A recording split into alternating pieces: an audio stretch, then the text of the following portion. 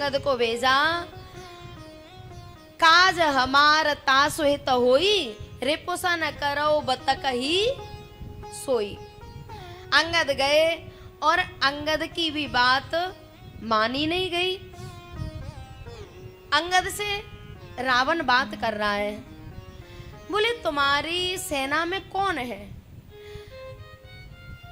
तेरा बाप तो मर गया और तू और तेरे चाचा तो समुद्र के किनारे के पेड़ हैं, एक लहर आई नहीं के लुढ़के नहीं। तुम्हारा जो स्वामी है वो अयोग्य जान के उसके पिता ने घर से बाहर निकाल दिया है, और वो एक मंत्री, ये जामवंत, वो बूढ़ा है, किसी काम का नहीं है, कौन लड़ेगा मुझसे? अंगद ने कहा, और हाँ एक जरूर है जो मेरी लंका में आया था,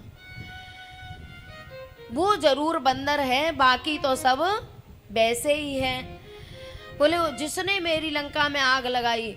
बोले अच्छा वो तुम्हारी लंका को जला गए? बोले हाँ। अच्छा तभी से फिर वो लौट के नहीं गए हैं, क्योंकि राम जी की बिना आज्ञा के लंका को जला गए हैं ना, तो फिर वो लौट के नहीं गए।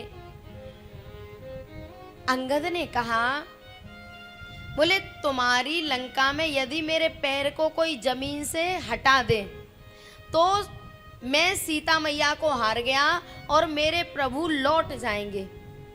कोई है पूरी लंका में? अंगद ने पैर जमा दिया और कोई भी अंगद के पैर को जमीन से अलग नहीं कर पाया। प्यारे, ऐसा नहीं था कि लंका में कोई बलवान नहीं था। अंगद को नहीं उठाना चाहते तो धरती समेत अंगद को उठा लेते, ऐसे ऐसे बलवान थे, लेकिन कोई उठा नहीं पाया। क्यों? क्योंकि अंगद से किसी ने पूछा, बोले तूने इतनी बड़ी प्रतिज्ञा ले ली, तुम्हें डर नहीं लगा?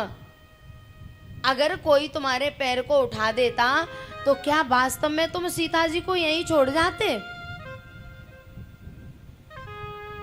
तब अंगद ने एक प्यारी बात कही, बोले डर लगे सीता मैया को, डर लगे राम जी को, डर लगे हनुमान जी को, मुझे खाए का डर? बोले मतलब?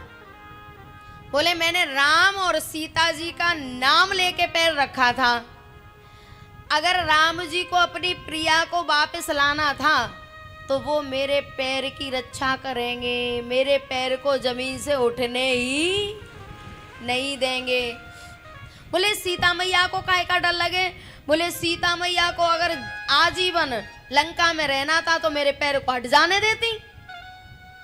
उनको पता था कि अगर इस बंदर का पैर जमीन से अलग हो गया तो मुझे जीवन भर लंका में रहना पड़ेगा। और डर लगे उसको, हनुमान को। बोले उनको काहे का डर? बोले मैंने तो उन्हीं के विश्वास पर ये काम कर दिया था। बोले कैसे?